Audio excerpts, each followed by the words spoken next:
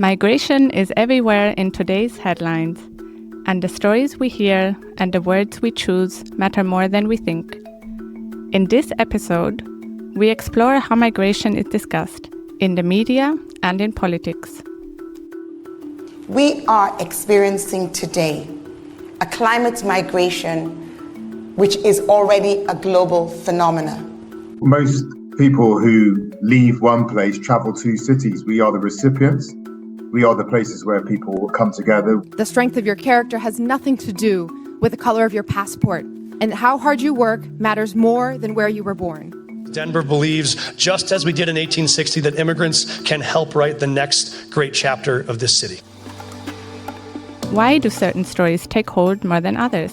What happens to public debate during times of crisis? And what can local leaders do to keep the conversation grounded in facts and in human experience? Welcome to On the Move Conversations, the podcast of the NCCR On the Move, Switzerland's National Center of Competence in Research on Migration and Mobility. I'm Julia Litzko from the NCCR On the Move Network Office at the University of Neuchâtel. Today, I'm joined by two guests, Didier Ruedin, who's a senior researcher at the University of Neuchâtel and also a project leader at the NCCR On the Move.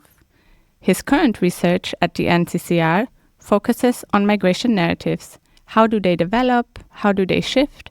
And what does this mean for democracy? And we're also joined by Caroline Twigg from the Mayor's Migration Council. She works with mayors around the world to ensure that their voices are heard in global processes around migration governance, and that their leadership on including refugees and migrants in their cities is seen and supported. Hi Didier, hi Caroline.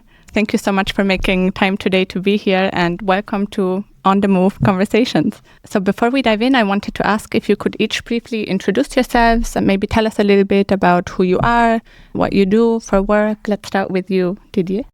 I'm a senior lecturer at the University of Neuchâtel. I work in sociology of migration. My research is focused on exclusion, more generally discrimination of migrants, immigration. And in that context, I look at the politicization. I'm based in Bristol in the UK. I currently work at the MMC, the Mayor's Migration Council, which is a US-based organisation. We work with mayors around the world to really bring their voices into multilateral forums about migration and refugees. Started in 2018 with the Global Compact on Refugees and Migration to really make sure that city leaders were able to input their perspective into these processes. Most refugees and migrants end up in cities, but their voice wasn't coming through internationally. So our job was to put it there. So Didier, I know your research looks at how stories about migration evolve over time and how they manifest in different contexts. So could you tell us more about your research and also a bit more about how you went about studying something like this in the first place? Mm-hmm. Yes, so we're talking about politicization, we're talking about narratives, how people talk about immigration. And what we do, we look at the media in particular because that's the reflection of the debate. That's what people talk about. That's where people learn about migration in the first place. It's a lot of archival work. We do a lot of it by hand to be sure it's actually what we want to do. Increasingly, we use the machine, of course, to help with coding, but it's always the humans behind who decide the coding, etc. And so we look at how stories are developed, who's presenting what side of the story, how they're talking about it, how often people or different actors talk about it. Everything together becomes a narrative or different narratives that are present in the media and in the debate, and we try to characterize this. You also do this research, as I understand, across different contexts, so across different countries. And I'm wondering, what have you found? What kinds of narratives are prevalent or recurring? This project is quite big. We're looking at different countries. We also look at changes over time, at different contexts. One thing that really struck me personally is how many stories are very instrumental, very technocratic, like costs and benefits, as if they're not humans, but like goods being traded. Is it good for us as a society, for the economy, etc.? The other thing that's also very striking for me is that a lot of the media coverage is about asylum seekers. So that's a small part of the migration flow, but a lot of stories about asylum seekers. They're not talking about international students, family reunification. The other dominant way to talk about it is about immigrants just in a generic way. And that's interesting because we have other research to show, like when we talk about immigrants, we just use the word immigrants, people of course have their own images in their mind, and then they tend to think about asylum seekers again. I think the other thing that's probably important when we talk about different countries, they're all very specific, country-specific debates, but overall there are also a lot of commonalities. And is there something that really surprised you in your research findings? What surprised me a lot is the extent to which it's a debate about immigrants and the voice of immigrants is just not there. Weeks and months of news coverage and there's not a single immigrant voice present. It's just about politicians talk about it, organizations talk about migration, NGOs talk about it, but migrants themselves are just not visible. And Caroline, I've seen you nod a lot while Didier was speaking, especially now during the last part. Would you like to respond or react? Your point about the kind of human story, I think, is something, it's a role that mayors can play to really bring out that individual level conversation. If you're a mayor in a city, you really do know individuals in the city and different small businesses, and you know the people that run the different faith groups, and you can actually name check them and you can talk about different neighbourhoods, and it really brings through that personal story. We've got a couple of mayors on our board have been from the US, and in particular during this last year of a new administration there have been saying it's become so dehumanised and we really need to focus on the individual stories, let's bring them out. So the Mayor Mike Johnston in Denver, in Colorado, he sits on our board. I've got a quote from him here. He said, "I met Violeta Graverilicin 3 months ago. She grew up in Belgrade, Serbia. She and her husband opened a small hat store. And this was the opening to a local newspaper story about immigration in Denver." And he used that very personal story that people would know. So I think that is interesting. That's come through in your research, that at a national level that's missing, and at a local city level that can really come through. Yeah, absolutely. I think that's also the difference between the local and the national level. The news coverage is more abstract, it's more about groups and tendencies, but the concrete lives, they just get forgotten. On the other hand, I think sometimes it can be too personalized. You have this individual story, but then we might also forget the big picture. It probably needs a mix of both. I think the other thing I was nodding at was when you're talking about it being a debate about immigrants. In the Global Refugee Forum, they have a certain percentage of refugees that they want to participate in the delegations, and that's led by UNHCR. There's Refugee Seat, which tries to bring refugee voices into these kind of processes, and there's organisations everywhere that are trying to do this, but I think it feels like an uphill battle. We heard a quote from Zurich, which was 50% of 30 to 39-year-olds in Zurich don't have the right to vote because they don't have Swiss citizenship. And that speaks to what you said about bringing your voice through in politics.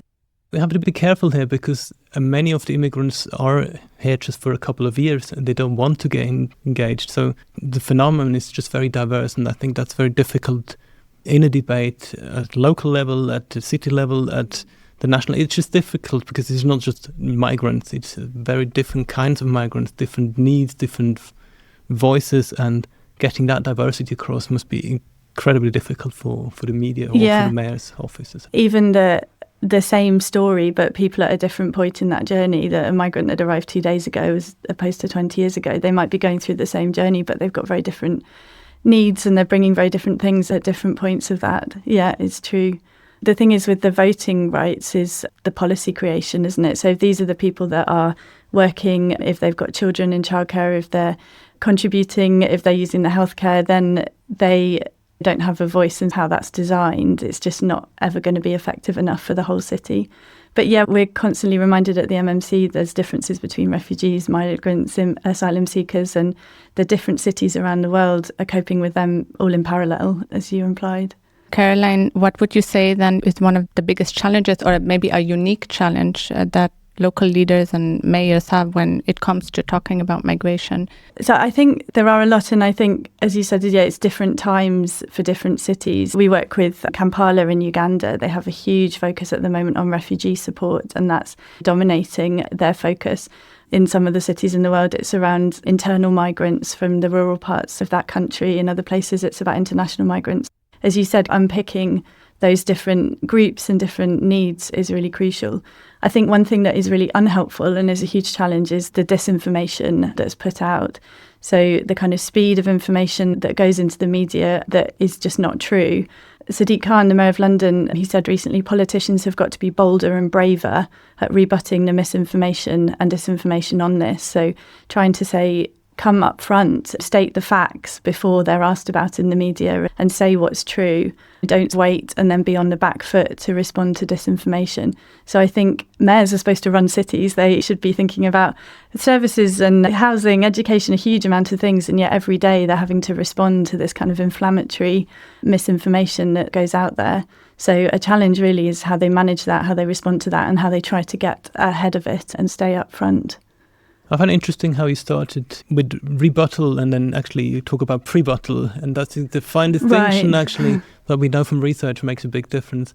The rebuttal doesn't work that much because you're on the back foot, you're reacting, and by reacting you send out the message migration is an important topic. It is about migration, it's not about poverty, it's not about service use, it's about migrants. And you can reinforce that message, and we know who benefits. It tends to be the parties on the right who benefit from that with their generalizing statements. What we know from the research that works better is the pre-buttal, that you anticipate what's going to happen and you put the correct information out there first. I think the issue at the moment with that is that there's just so much nervousness. It's like, why would I draw attention to these issues when I know that I'm then going to face a backlash? You've got to put the truth out there before an untruth is put out. It's great the research shows that works. We need to get that message across, giving people confidence if they work in a city to do that up front. But it also should involve negative sides that are there. There are negative sides about migration. There is a housing crisis in all the cities. And so I think we shouldn't just focus on the positive sides. There are a lot of positives, but if we deny all the negatives, they will come out. And I think that's when the misinformation kind of feeds on and reinforces that. I think what the mayors that we work with are trying to do a lot is to say that it's not caused by migration, a lot of these issues, but they're the scapegoat. So focus on how the city runs as a whole. Focus on the requirement for support, for autonomy within a city, for joined up working. Focus on all these things, and then focus on talking about crime reduction and housing and education and investment. Don't always focus the debate on migration, because as you say, it's either positive or negative. It's never nuanced enough to get the actual story across. So the aim is to get people what really matters in their everyday life. Do I get my bread and butter? Can I afford my shopping? And do I get a place to live and place to work? Exactly. Yeah. And that's where the narrative is so crucial, because the narrative sets the tone before these policies are made around where you get your bread and how much bread you can buy. And so it's the Mayor of Bristol that I worked with here. When he came into office, he was quite upfront about naming Bristol a city of hope. And he said very clearly, he made speeches, he said, we're a city of hope, that's what we're aspiring to be. And then you saw that phrasing around hope trickle into council documents, and it was picked up by some other city partners. There was a new development of social housing, just quite small but quite experimental, and that became called Hope Rise. And one of the NGOs that used to be called Crisis Centre was renamed as In Hope. And it just trickled through, and his point was that you're setting the tone of the city. And if people feel buoyed up that their aspiration is to live in a city of hope, then they look for those references. They don't look for the negatives. And you're seeding the good policies by saying the right things at the right time early. Then if we do think about the stories about migration that tend to stick, why do you think that is? I think it's interesting that you talk about sticky. What's sticky are individual specific pictures, like a child dying or a boat coming, violent crimes. They don't just come, these images. They need a certain narrative where this image can connect to. And so sometimes you have the same image going around, nothing happens, and then it comes back 6 months later, and then the dominant narrative at the moment is ready, and it can grow and reinforce the narrative. I think what we have to bear in mind, a lot of images people have are a bit blurry, and they don't make a clear distinction. Was that about migration to Switzerland, or was that a story about migration to the UK, the boats, or was it something I saw on television on Iraq or something like that? So it's blurry, and people fill in the gaps, and what's sticky, it's just what's dominant in a picture.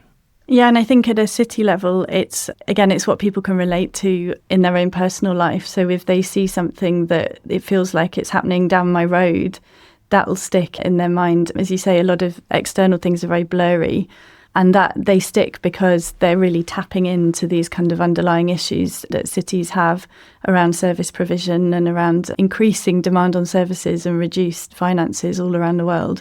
So these kind of alternative narratives really pick up on those, and they play on them, and they're deep a deep fear inside everybody that their life's going to change for the worse. And if you're playing on that, it will stick. The perception thing's interesting. There was a survey in Italy and it asked people how many people in Italy they thought were non-EU. People said we think 25% of Italy are not from the EU, and the figure is actually 7%. You can't ask people where they picked up that figure from and why they plucked it out of the air, but it'll be all those subtle messages and images and narratives that they're hearing that have just stuck. Yeah, we know the media are quite good, if you want to use that word, at making people think a topic is important. So call that salience. When the media talk a lot about migration, people think migration is an important topic. What's interesting from the research we've done, the media are not that powerful in changing people's opinions. If I'm inclined to see the positive side of migration, a lot of negative messages in the media don't change my view on migration, but I will still think it's an important topic. That's what I hope that the mayors pick up, that it's not a done deal that everyone thinks negatively around migration. You have the chance to influence that. We've seen some amazing leadership this year from US cities. There was a congressional hearing about sanctuary cities in March, and one of the speeches was by Mayor Michelle Wu from Boston. And she just talked about Boston as a city, and every other paragraph she referenced immigrants, but it was in the context of the city operating very well. So she said, as mayor, it's my job to make Boston a city for everybody. It's my job to bring opportunity for everybody. We have a low crime rate. We have high investments in education. And she set the scene as you should be proud to be in Boston because it's a great city and it's working really well. What was interesting is her popularity at a local level actually increased after that congressional hearing because of the way she framed Boston. She gave people hope. She made them feel proud of being in the city. And she totally shaped that in a positive way at home and within the national media. It was really great. Yeah, great phrasing. The prevalent narrative about migration and asylum is not necessarily a particularly positive one in politics, in the media.